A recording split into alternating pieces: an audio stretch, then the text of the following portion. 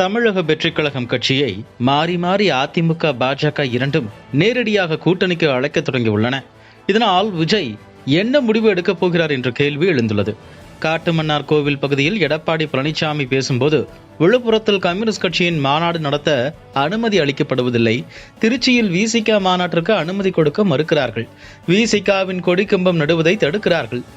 இப்படி அவமானப்பட்டுமா திமுகவுடனான கூட்டணியில் தொடர வேண்டும்? சிந்தித்து பாருங்கள்.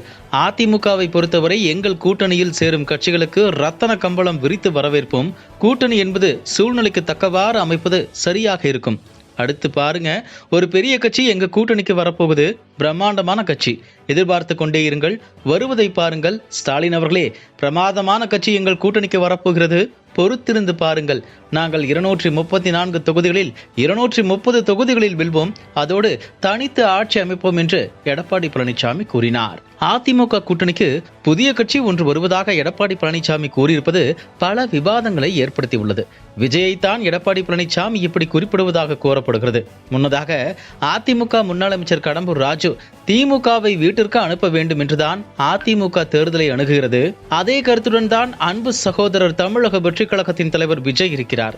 சட்டமன்ற தேர்தலுக்கு இன்னும் கால அவகாசம் இருக்கிறது. அடுத்த ஆண்டு ஜனவரியில் தான் கூட்டணி இறுதி வடிவம் பெறும். அந்த நேரத்தில் ஒத்த கருத்துடைய கட்சிகள் ஒன்றாக சேர்ந்தால் அதில் ஆச்சரியப்படுவதற்கு ஒன்றுமில்லை என்று தெரிவித்துள்ளார்.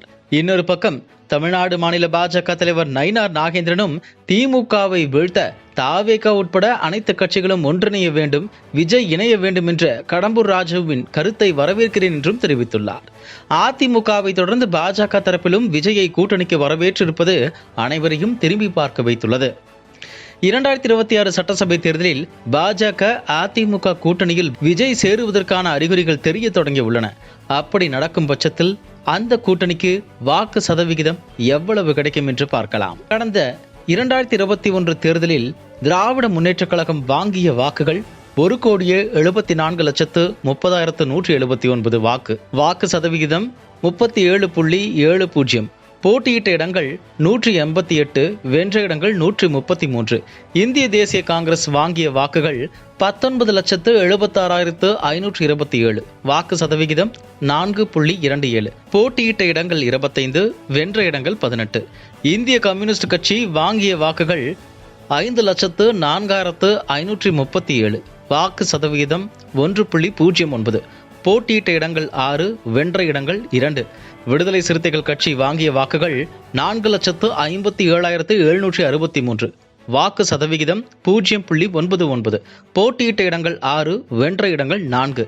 இந்திய கம்யூனிஸ்ட் கட்சி மார்க்சிஸ்ட் வாங்கிய வாக்குகள் 3,90,819. வாக்கு சதவிகிதம் 0.85. போட்டியிட்ட இடங்கள் 6, வென்ற இடங்கள் 2. இந்திய யூனியன் முஸ்லீம் லீக் வாங்கிய வாக்குகள் 2,22,263. வாக்கு சதவிகிதம் 0.48. போட்டியிட்ட இடங்கள் 3, வென்ற இடங்கள் 0. அனைத்திந்திய அண்ணா திராவிட முன்னேற்றக் கழகம் வாங்கிய வாக்குகள் 1,53,91,055. வாக்கு சதவிகிதம் 33.29. போட்டியிட்ட இடங்கள் 191, வென்ற இடங்கள் 66. பாட்டாளி மக்கள் கட்சி வாங்கிய வாக்குகள் 17,58,774. வாக்கு சதவிகிதம் 3.80. போட்டியிட்ட இடங்கள் 23, வென்ற இடங்கள் 5. பாரதிய ஜனதா கட்சி வாங்கிய வாக்குகள் 12,13,670. வாக்கு சதவிகிதம் 2.62. போட்டியிட்ட இடங்கள் 20, வென்ற இடங்கள் 4. நாம் தமிழர் கட்சி வாங்கிய வாக்குகள் 30,42,307. வாக்கு சதவிகிதம் 6.58. போட்டியிட்ட இடங்கள் 234, வென்ற இடங்கள் 0.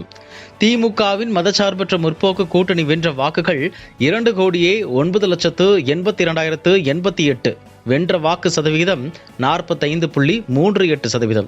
பாஜக அதிமுகவின் தேசிய ஜனநாயக கூட்டணி வென்ற வாக்குகள் 1,83,63,499. வென்ற வாக்கு சதவிகிதம் 39.71%. நாம் தமிழர் கட்சி வென்ற வாக்குகள் 30,42,307. வென்ற வாக்கு சதவிகிதம் 6.58. விஜய் இந்த கூட்டணியில் இணையும் பட்சத்தில் விஜய்க்கு வாக்கு சதவிகிதம் 10 முதல் 12 இருக்கும் பட்சத்தில் அதிமுக பாஜக கூட்டணியின் வாக்கு சதவீதம் கடந்த தேர்தல் அளவிலேயே குறையாமல் இருந்தால் மொத்தமாக கூட்டணியின் சதவிகிதம் 51% உயரலாம். அதாவது திமுக கூட்டணியின் அதே 45% வாக்குகள் அளவை விட அதிகமாக அதிமுக பாஜக தவேக கூட்டணியின் வாக்குகளும் உயரலாம்.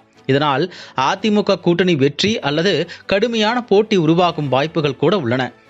ஆனால் இதுகூட விஜய்க்கு வாக்கு சதவீதம் 10 முதல் 12 இருக்கும் பட்சத்தில் அதிமுக பாஜக கூட்டணியின் வாக்கு சதவிகிதம் கடந்த தேர்தல் அளவிலேயே குறையாமல் இருக்க வேண்டும்.